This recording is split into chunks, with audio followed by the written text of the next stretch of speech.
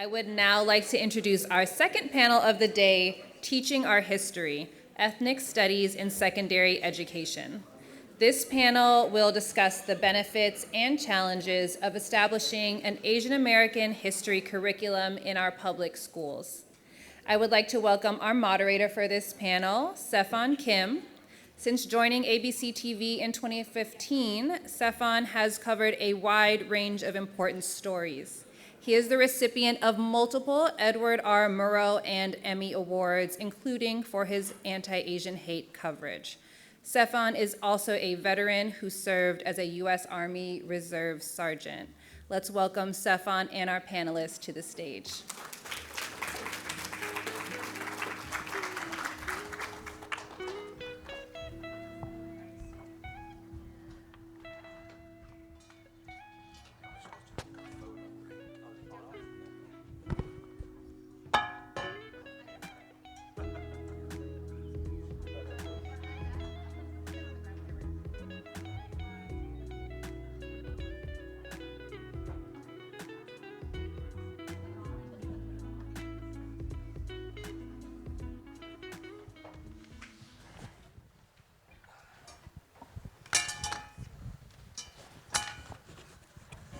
Smart to get the photos in first because we'll never be around afterwards. Good morning. Still morning, right? How are you? Good to be here. This is an issue that has been near and dear to my heart, so it's a wonderful pleasure to be here with these distinguished guests to talk about something that has been very important to me.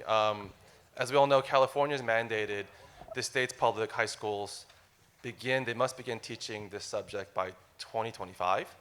Similar legislation has been passed in Connecticut, Florida, Illinois, New Jersey, and Rhode Island. Why does this matter? I'm going to sort of bring an anecdotal example into, I think, a pretty easy way to understand why it matters, even for the non-API. So in early 2022, I had sat down one-on-one with New York City Mayor Eric Adams, and my question to him was pretty simple. Are Asian Americans American too? Obvious answer is yes. Follow-up question to that is, so then Asian American contributions to American history, are they part of American history? The answer is an obvious yes. So then I followed up with, well, why isn't it being taught in public schools? And he answered, well, it should be. And in credit to him, he made it part of the New York City curriculum that following September. He understood the importance of this, and everyone here does as well. It hasn't passed into state law. There's a complicated reason for that, which we'll dive into. But so where do we go from here, right? That's kind of where I wanted this conversation to go. To help us break down this topic is this esteemed panel. They have resumes and backgrounds that are too long to get into. We'll have run out of time, and since I talk a lot at the top, you can look in your pamphlets or literature for their bio, but really quickly, we have Dr. Madeline Shu. She's an affiliate faculty member teaching Asian American Studies, the program there at University of Maryland. John Osaka, who's the executive director of JCYC. Attorney General William Tong. He's the first API elevated at the state level in Connecticut, big deal. And Natalie Truong, the Associate Director of Education Policy at the Southeast Asia Resource Action Center. Okay, so with that said, let's get into this. So I'm gonna sort of set this up this way, right? During the 8 months or so of my relentless Asian hate coverage in 2021, I interviewed more than 50 victims. And at the end of each interview, I asked them all the same basic question. When was the first time you faced anti-Asian bias in this country? And the answer was always the same. It was some incident from childhood. And I was making 2 points. One was that, first, it does not start in 2020. It will not end in 22 or 24. And second, if this is a memory from childhood that we carried with us through decades into adulthood, that is the definition of trauma, is it not? Right? It really defined us. And so I thought 21 was a social awakening where we finally told ourselves that this is not okay, right? We had normalized this to some degree, myself included. So I'm gonna start with John over here, who's a storyteller and a community activist who deals with young Asian Americans. During the end of that coverage, I had the opportunity to interview a remarkable young Asian American. Her name was Ashlyn So. Some of you may know who she is. She was, at the time, 13 years old, a fashion designer who had made it to her third New York Fashion Week at 13 years old, right? On the cover of magazines. She grew up in the Bay Area. but she had called herself an accidental activist. She had made it her mission in that year to become an advocate for teaching API history in her district's school district as a curriculum. And so I asked her, I thought, the most basic question. What does a 13-year-old growing up in today's world in the Bay Area, a very diverse part of this country, know anything about anti-Asian hate and bias? And she broke down in tears. What that told me in that moment was I had thought all this time that teaching this history was for the non-API. But in that moment, I realized it was for us too, right? She felt that she didn't have a place where she belonged within the society, where the society had erased contributions. So you deal with a lot of young AAPI. Let's start with that. In your experiences, how does this impact the lack of this education in the school system, our young AAPI members? Well, good morning, everybody. And so I've been very fortunate to work with young people for over 30 years. And about 8 years ago, speaking of accidental activists, I came out of the closet as a filmmaker. And so I've been using film as a way to bring forward many of the social justice issues impacting our communities. And currently right now, I'm very pleased to be in final production on a feature documentary called Making Waves, The Rise of Asian America. And we've been documenting stories, in particular focusing on young people. And one of the very fortunate byproducts of the anti-Asian hate that we all experienced during the pandemic was that many young people came forward. And we've had the pleasure of following a group of young people in California called AAPI Youth Rising. And they formed their organization as middle schoolers who, during the pandemic, were so inspired and motivated to create this organization to teach others about AAPI history. And they did so for several reasons. One is they shared with me that one thing that their generation has had to deal with that is different than my generation or generations before me is that information is constantly accessible. And the attacks on Asian Americans were constantly on their social media feeds, on TV. They were just bombarded by it. And it was incredibly traumatizing for them.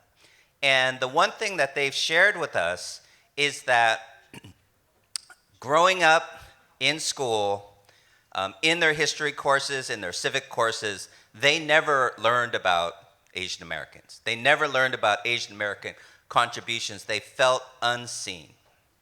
And they were determined to ensure that not only their peers, but other AAPI youth felt seen, felt like they belonged in this country, and that was a very important effort to address their psyche as young people, to really raise up the issues that they feel strongly about. And their story is incredible today, 3 years later. Started as middle schoolers, they have 150 chapters in 33 states across this country. Young people teaching other young people about AAPI history. That's how important they feel it is. And the one thing I can say about my organization, going back to the organization I run, is that we've been successful because we listen to what young people want. And that is something that they are adamant about wanting in their education. That's fantastic. Madeline, you're a professor and academic. Let's talk about the curriculum. This is complicated, right? It's a challenge to introduce new curriculum for a number of reasons. Legislatively, which we'll get into next, but also academically. There are teachers' unions in some districts which historically have been resistant to adding more coursework. In Georgia, there are advocates who found instead of mandating AAPI history as a separate subject, they incorporated, weave it into other history, other civil rights history, which it makes sense, right? It's all connected. So I guess the question for you, is it easier to mandate it as part of curriculum already in classrooms? If so, is that the right approach? Why not? Thank you for that question. I'm so pleased at the opportunity to be here. I should foreground my comments that I am a historian, And the area of curriculum that I'm most familiar with is about U.S. history. I will also say that I have about 20 years experience doing professional development workshops for K through 12 teachers who are hungry. And it's not by specific race or ethnicity, it is cross-regional. Teachers want curriculum that address the needs and the interests and the perspectives of the students in their classroom. And so I think all of the changes that have been happening across this country, in New York, many states are now mandating ethnic studies curriculum at the K through 12 levels. California, Illinois, also Connecticut. So my perspective, I'll also say that I am a past president of the Immigration and Ethnic History Society. I am on a historians advisory committee to the Ellis Island National Immigration Museum. You cannot understand American history unless you include the strands of Asian American history. This is because the United States is a nation of immigrants. And the foundations of U.S. immigration law, the institutions to enforce immigration law, but also the kinds of goals you can accomplish for your country were carved out, laid out on the foundations, first of excluding Asian immigrants by race and by national origin, but then also the shift, which is what we have since 1965, about trying to select immigrants on the basis of their skilled employment and educational level, was also laid out with regard to Asian immigrants. And so we, a lot of times, people don't personally experience the kinds of stereotyping of that led to Asian exclusion, although obviously still the yellow peril, the ways in which Americans are still viewed as essential foreigners still resonates in our everyday lives. The United States will take a turn towards restricting immigration in the 1870s and 1880s, identifying, targeting Chinese by race. In the 1890s, Congress will undertake to legislate extraordinary powers to the executive branch in the form of detention and then also deportation in the effort to enforce those laws. These powers are upheld in the Supreme Court. So across all three branches of government, we have the racial targeting of Asian immigrants, and for significantly different levels of lesser rights and protections. The great abolitionist Frederick Douglass in 1869 observed this. There was an early version of a law targeting Chinese, and he gave a speech in Boston called Our Composite Nationality, calling this out, saying you're racially targeting this group for lesser rights of migration. Migration rights should be a human right. They should be available to all. But of course, we have not listened to him, right? And I'm just going to be very quick because I can see I can talk on and on and on. But the shift to the liberalization of immigration laws also starts with Asians. This starts in World War II. There's a liberalization of the laws targeting Chinese and then Filipinos and Asian Indians. But also, even as we have Asian exclusion, Asian international students were being actively recruited to come to the United States. This was seen as a way for the United States to influence other countries. With World War II and after, it's observed that people of such high caliber, I'd like to think of it as added investment in terms of their human potential through higher education, were also people who would be very valuable and welcome and could help develop the United States. And this contributes to the 1965 immigration reforms that we live with now, even as other groups have become racialized and targeted for the kinds of immigration restriction and exclusion that had once focused on Asians. Dr. Xu, I actually wasn't going to cut you off. I have a follow-up because I'm a journalist and I'm thirsty for truth and answers. So it sounds like you're saying, listening to your answer, you wove in Asian American history with all of this other civil rights history. It sounds like you're saying that you really can't, it's inextricable. You really can't separate the subject matter. Is that fair to say? Yes. So it's If we think of immigration regulation, it's one of the most divisive issues in our contemporary society, right? But we also have to think of immigration regulation as the chief way in which the United States, the most direct way in which the federal government can try to shape its population. And we can see the changing priorities. Before 1965, the chief criteria was race and national origins. After 1965, it becomes more based on family unification, but then also skilled employability. To understand contemporary US society, we have to understand this. I could also go into the principle of military necessity that comes up with incarceration in World War II. That is also still with us. But from the academic perspective, we heard John mention that the youth, the students want this. It sounds like you said teachers want this too. So there's an appetite from the academic side, from teachers, to incorporate this into the larger historical subject matter. That's fair to say? It's not, but I'm also trying to underscore, it's not just Asian Americans who need to know this history. All Americans need to understand this history if we are to navigate our present and also our future. Okay, Natalie, let's get into the legislative weeds here. Oh, the fun stuff. You've been on the ground around the nation. All districts are different. It's not a one-size-fits-all. Talk to us about the challenges and some pushbacks that are unique to one district versus another.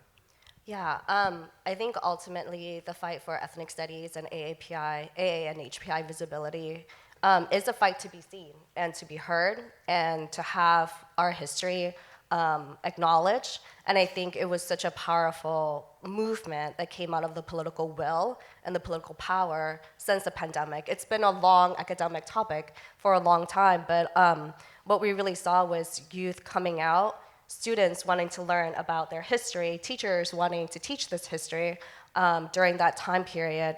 And what was really powerful was local leaders, local communities were standing up and saying, we want to be visible.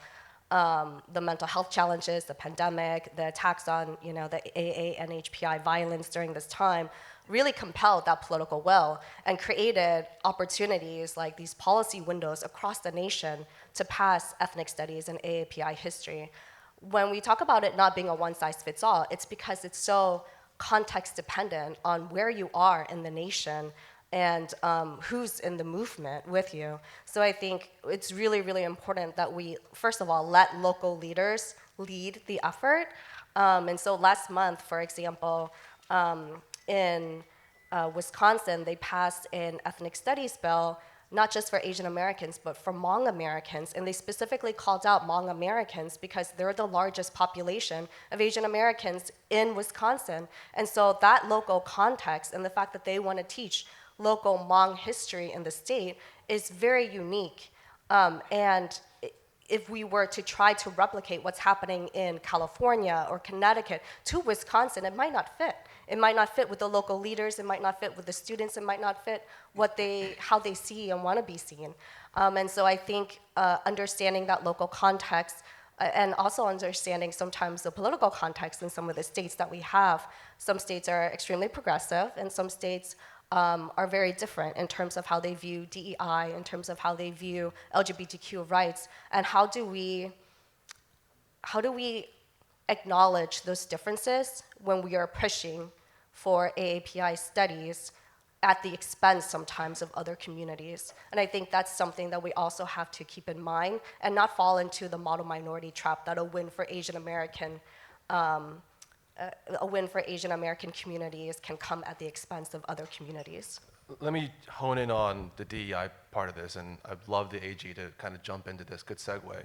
I have found, in New York at least, and perhaps other states you know this, that struggle for DEI, the push to make API history mandated into curriculum has become sort of a collateral damage. I've seen in New York, for instance, behind the scenes, they'll say that if they allow this, then they have to allow that.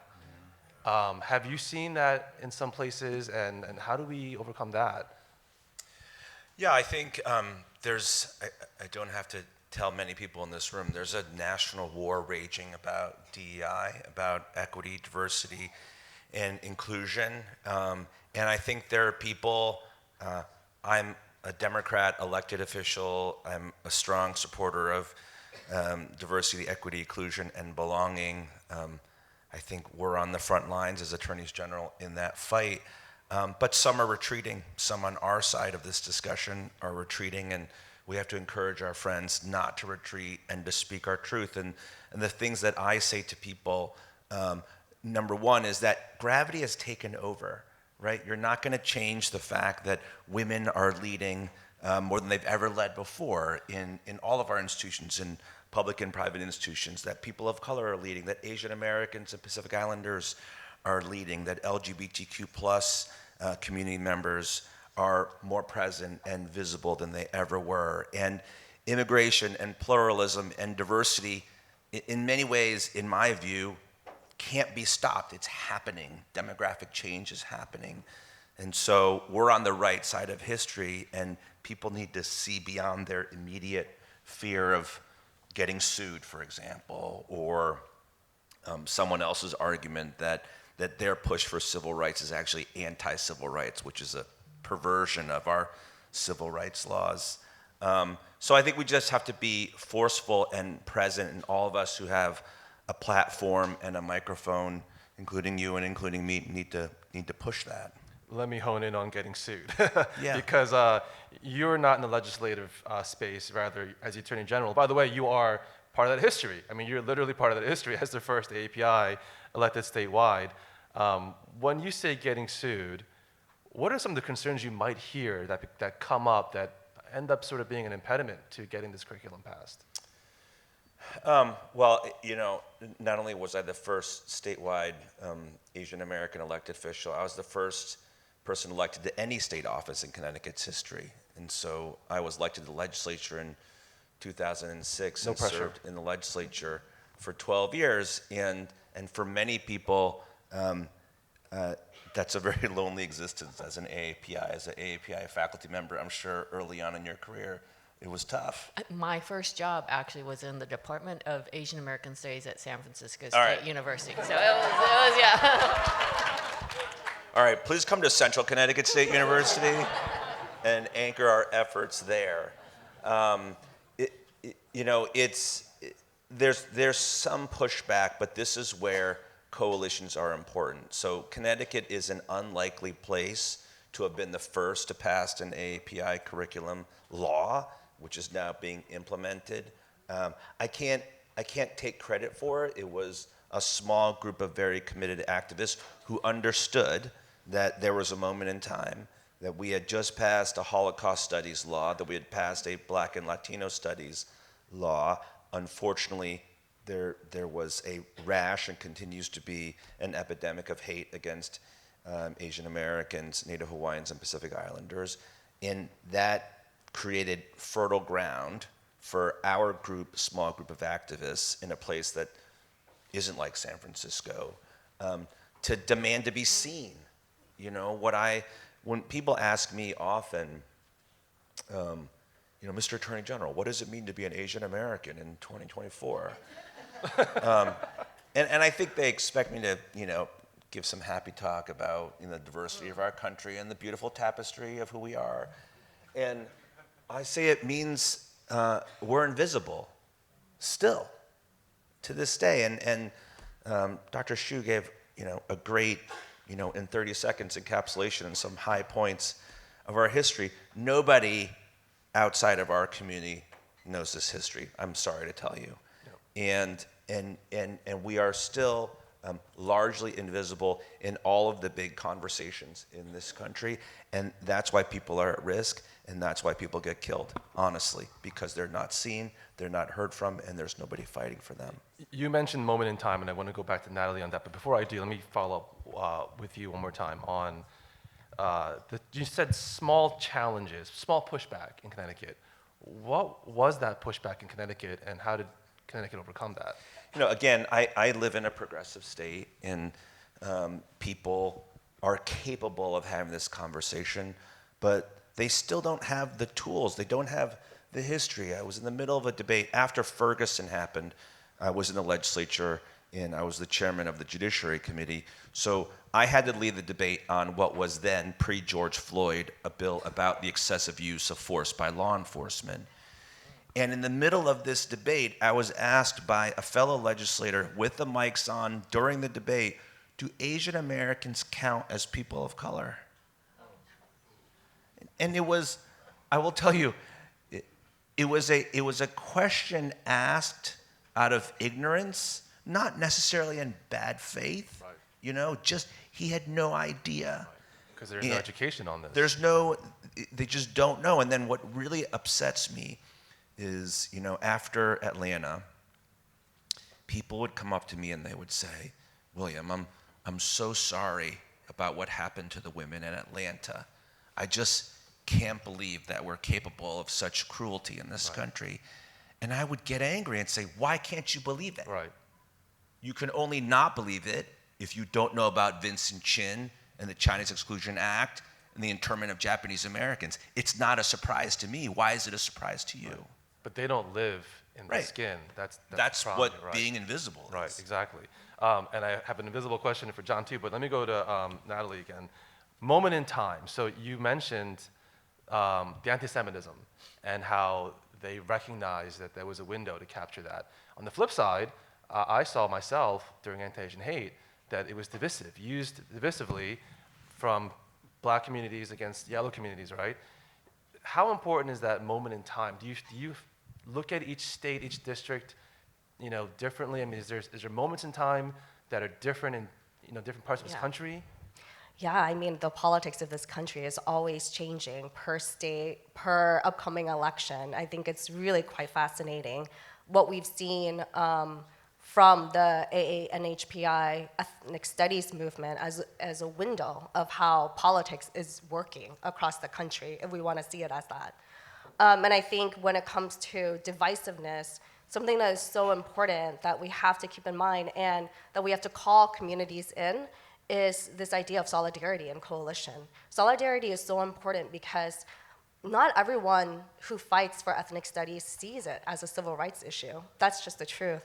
There's a lot of people who want to push for AA and HPI history, but are not inclusive of the diversity of this umbrella and who is even under that umbrella, let alone, you know, for example, Southeast Asians and Native Hawaiian Pacific Islanders who often are left out when we talk about Asian history. And so there's a call in for that. But then there's also this movement where we've, as so many of our panelists have talked about, are standing on the backs of civil rights leaders and standing on the backs of you know, the push for indigenous culture and history, the push for Black African American studies that came before, you know, this huge wave that we're seeing for Asian American and ethnic studies. And how do we not forego those great moments when there's attack and rolling back of teaching race in some states or teaching certain racial history in some states? And I think that's a tension that,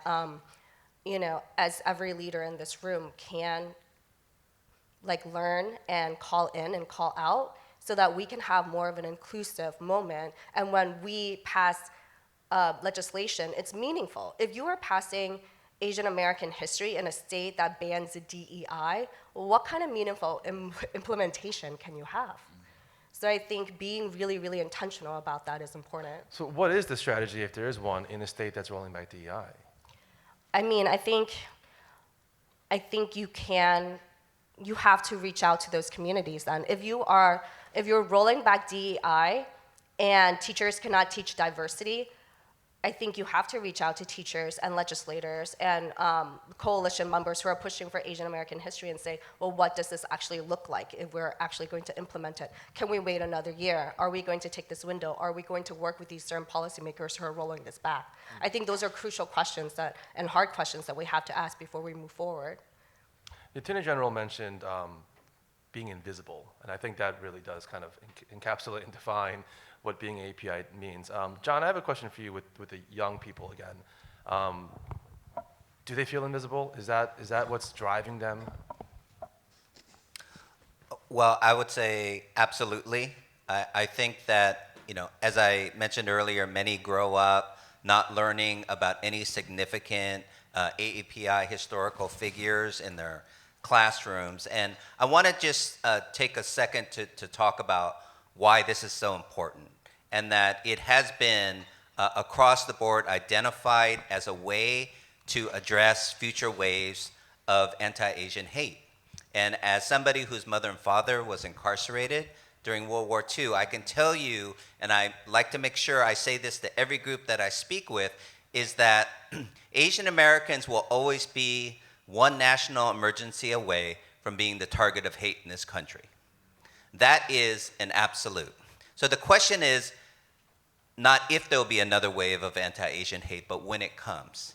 And in between that time, what work have we done to educate this country about who we are? And I want to just take a second to not only address why it's important to address anti-Asian hate, but Asian American Studies has so many critical, important impacts on our community. I run a nonprofit that is 54 years old. We're not only one of the largest AAPI nonprofits in San Francisco, we're one of the largest nonprofits. And we were born out of the original ethnic studies movement in San Francisco and the Bay Area. So the ethnic studies movement has been critical in creating infrastructure in our communities across the country. It's not just about teaching young people history and allowing them to be seen in our community, but it addresses so many needs. It's led to organizations that have been long-standing, that have served thousands and thousands of people. And I'll just end with this, is that we've been fortunate in our current film project to interview Congresswoman Judy Chu. And she shared with us that she went to college as a computer science major, and then just by happenstance stumbled into a brand new course that was being offered on Asian American history. And it completely changed her trajectory for her career. And I want us to think and take a moment to think about how many young people whose life course has been dramatically shifted by learning about themselves, by learning about other AAPI communities, learning about the contributions, learning about the struggles. And that the struggles that we experienced during the pandemic is absolutely nothing new, and it's absolutely something that's going to come around again. Okay, I can hear like the fake producer in my ear telling me to wrap it up. We have time for questions. If you have, I'm sure there's a lot. Good. And if you don't, I have more too, so don't worry. Who's first? Is there a microphone around here? I do not want to be the arbiter of who gets to go first. That's on you. Good morning. My name is Alma Gallipan. I'm a member of the National Education Association and California Teachers Association. Thank you, first of all, for having this panel. My question is, have you ever received any pushback from the curriculum you're presenting? And by this I mean, there was pushback on the original ethnic studies curriculum written for California, but after which the state realized that their curriculum that they had written by two of the members were Dr. Teresa Montano and Guadalupe Cardona, thank you. The state had realized that the curriculum was too much and asked for a watered down version. So I'm wondering if any of you have seen this and what are your experiences around that? Sounds like Natalie and the professor here, right? So after this event, I actually have to rush to give a Zoom to a DC law firm that has requested me to do a lecture for Asian Pacific American Month, and they just sort of looked online and they see that I have previously delivered a lecture called From the Yellow Peril to the Model Minority, which basically is a longer version of the summary I gave earlier today, but they asked me to not use Yellow Peril or Oriental, and they wanted to really water down even just the title, which is reflects, I think, discomfort, a kind of unwillingness to engage with the ways in which these sort of racial images were used to justify the first exclusion laws, right? And I'm sure most of you know that for most of U.S. history, in fact, Asian immigrants were barred from getting citizenship by naturalization, and it was this essentialism of the racism that was, at the core from 1790, soon after the United States becomes established. And so it's, and so I'm just going to riff a little bit, but people are talking about invisibility, right? And a lot of times when I talk to people, they think of Asian Americans as being honorary whites. This is also reflected in data categories. So I just moved from Texas. The Austin School District did not have a separate category for Asian American students. Asian American students were literally counted as being white. But nonetheless, as we all know, you don't transcend your racialization. You are always sort of, just in terms of appearance, identified as somebody who is sort of foreign, as being Asian, as being non-white, even as Asian Americans. And this is one of the most pernicious aspects of the model minority stereotype, are being used to demonstrate, look, a racial minority group can get higher levels of education, can be very much lodged in white-collar and professional employment, but one of the preconditions for many Asian Americans even to be here is that we already be highly educated, right? This trajectory looks very, very different if you are sort of in the United States, you're aspiring to be a first-generation college student, and you face incredible barriers to that, right? And so this is something that I think we need to think about Asian Americans intersectionally in relationship to other groups. I can answer this quickly. I know a lot of our local partners who have passed AA and HPI curriculum are actively working on implementing it, so I can't speak too much about the curriculum itself. I know in California, CRAC's team is working on the Cambodian curriculum with a large number of community-based organizations, but I have seen language where the first proposed bill for AA and HPI ethnic studies gets watered down a little bit. So instead of teaching, X, Y, and Z, it's like, let's just teach about certain contributions, or like, let's cherry pick something that's a little bit more model minority, that talks about like our contributions in a very positive way without teaching the full history. And we've seen this similar attack on African American studies where it's like, okay, we're not gonna teach about certain unsavory history. And that's dangerous because it's revisionist. And I think we've got to be careful when we want a legislative win so badly that we're willing to forego certain conditions within that bill, or what that could look like when we're ready to implement it and write the curriculum.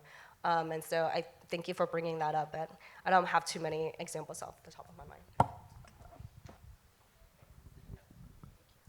Testing.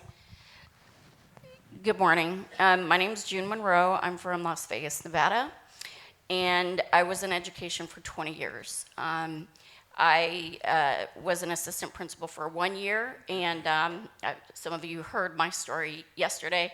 I will share that again. So I'm pretty passionate about AAPI data in the education system, and I'm just going to give you an example. I'm kind of going all over the place, but someone had mentioned you guys are ethnic studies in secondary education, but you also mentioned how there's racism in elementary school with the little kids, right? A lot of us have experienced that when we were kids, my family included. To me, we need to start the AAPI education, just even reading books at the elementary level, so that other students understand and they get to know us. Sorry. And also,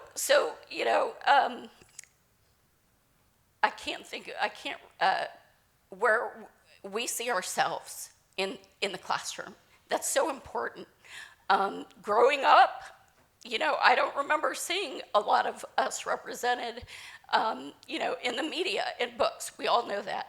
So I'm just going to give you some data that I just, and I actually gave a presentation. I was an API commissioner in Las Vegas. That is disturbing to me. So in the school district that I worked in, I've taught in California and Nevada. The student population, Asians 6%, Hawaiian Pacific Islander was 1.7%, with a total of 7.7% student NHPI population. When you get into the licensed teachers, it's 9.2%. This is the disturbing part. When you get into administrators, which includes principals and assistant principals, can anyone give me a guess of what percentage you think we represent in leadership positions in the district? Any guess? 1%? Less than 1%? Okay, to me, we need to be reflected of the students. So if the students are 7.7%, the administrators should be 7.7% or similar. It's a 4.3%. That's unacceptable, and we need to change that. Students see leadership, a lack of leadership that we represent. That's not acceptable, and we need to see ourselves in leadership positions. When I was an assistant principal, and I'm not going to mention the district because, of course, he talked about lawsuits, and I am being vocal about this now. I was in a very hostile environment. On 2 separate occasions, the principal, my supervisor, right before she retired, she looked directly at me and gave me the Asian eye. I have reached out to law firms, I have reached out to AAPI organizations, and I'm telling my story. I am no longer in education, and I've resigned, and I'm now a flight attendant. But I'm just sharing my story because things need to change.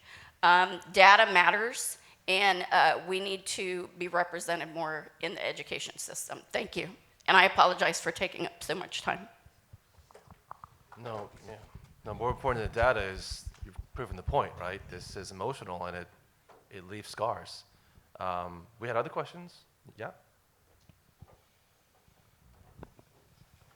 Gabe Allegre, NEA, California. Hi, Madeline.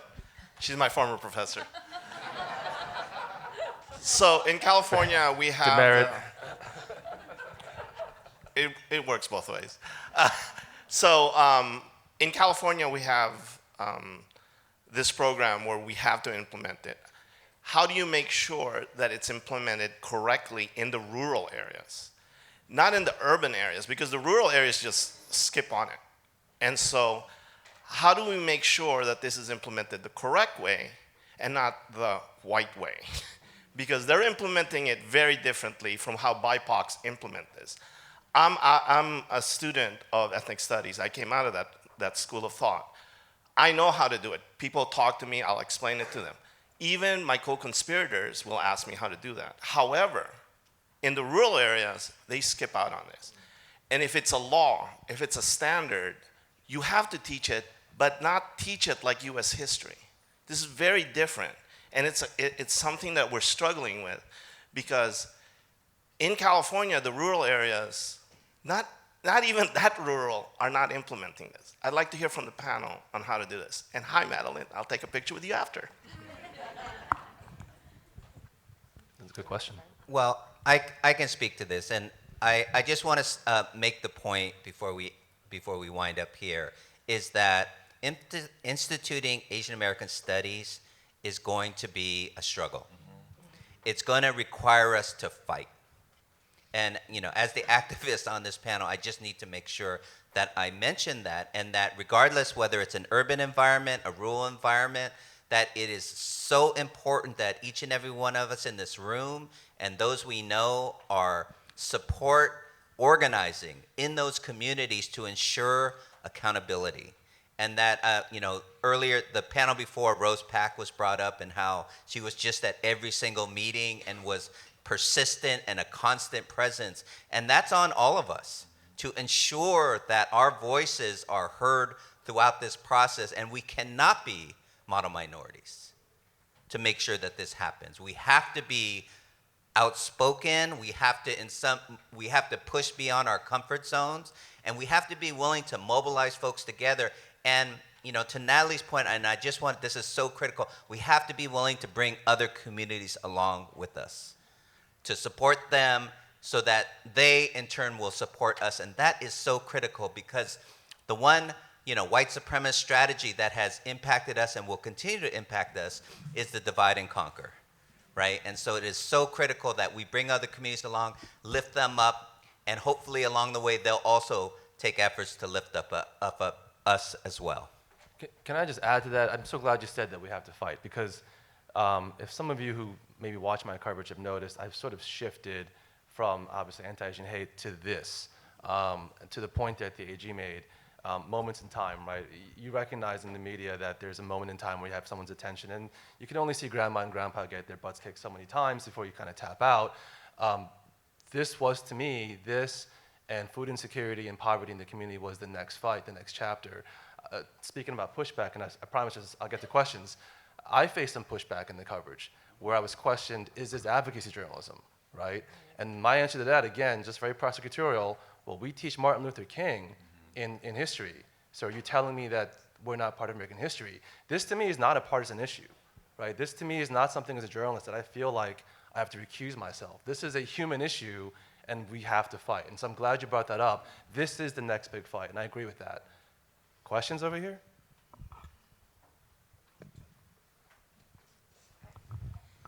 I'm Allegra Tasaki. I'm biracial, Nisei on my father's side.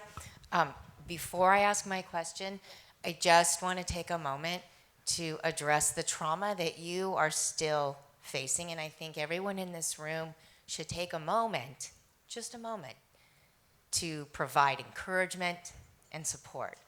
And that concept of fight that we were just talking about, a lot of us in this room are behind you in that fight. You have people standing beside you and behind you.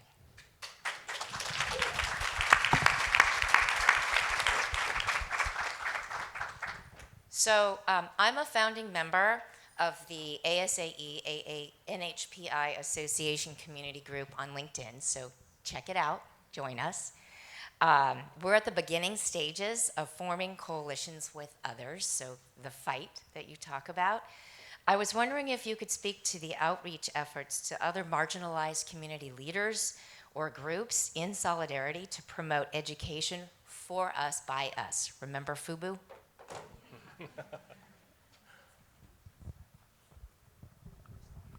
So is the question outreach efforts to other groups? Yeah. Oh, I mean, I think,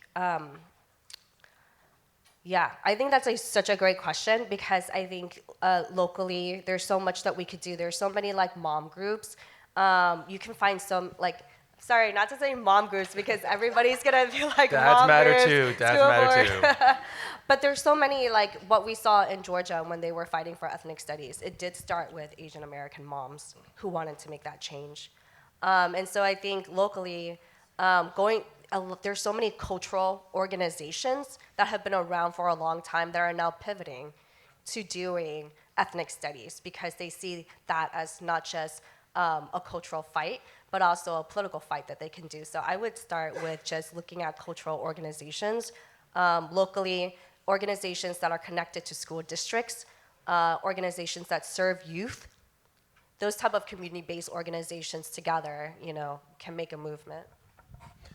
I think it's also really important. You asked about pushback, and I think I haven't seen a ton of pushback against our efforts in Connecticut, but I do see a trap, and the trap is that we're at times white adjacent, and the teaching of our history is sort of more okay than the teaching of other histories, and not as controversial and not as difficult to confront. And we have to be wary of that trap and not buy into that model minority magnet, that pulls so many people, maybe not in this room because we reckon with these issues, but outside of this room, people in our community, it's all too easy for people to fall prey to that. And also, what I would say about outreach related to that is, it's so important, we feel invisible in many ways and unseen, but we have to do a better job of seeing each other too. And when I look across this room, I see academics and advocates and nonprofit executives and government leaders and corporate leaders, and that's who will be represented tonight at the gala. But our community is much bigger than that, and there are so many people that are invisible in our own community. And so I challenge my own kids, frankly, like every time we go into a shop or a restaurant, see the people working there. Think about who they are and their families, and they're gonna, like in suburban Connecticut, they're gonna get on a bus, a van tonight, and they're gonna get driven back to Flushing, right? And then some of them might go to a casino, right? And gamble and lose money on the overnight, and then they'll come back again the next day.